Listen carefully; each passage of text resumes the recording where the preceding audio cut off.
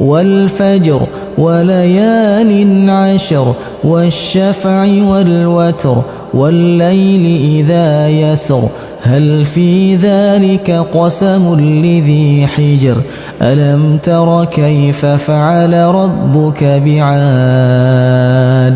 إرم ذات العماد التي لم يخلق مثلها في البلاد وثمود الذين جابوا الصخر بالواد وفرعون ذي الأوتاد الذين طغوا في البلاد فأكثروا فيها الفساد فصب عليهم ربك سوط عذاب إن ربك لبالمرصاد فأما الإنسان إذا ما ابتلاه ربه فأكرمه ونعمه فيقول ربي أكرمن وأما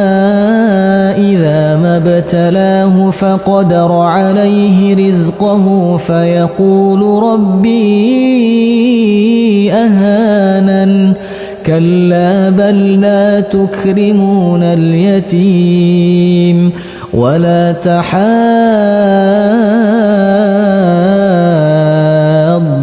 على طعام المسكين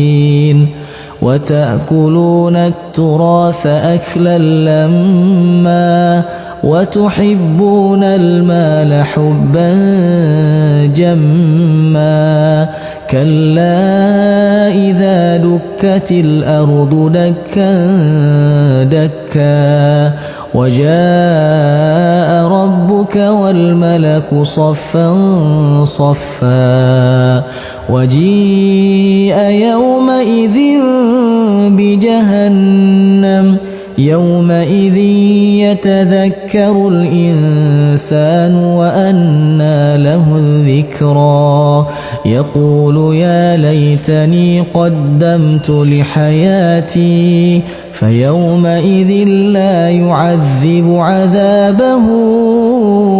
أحد ولا يوثق وثاقه أحد يا أيتها النفس المطمئنة ارجعي إلى ربك راضية مرضية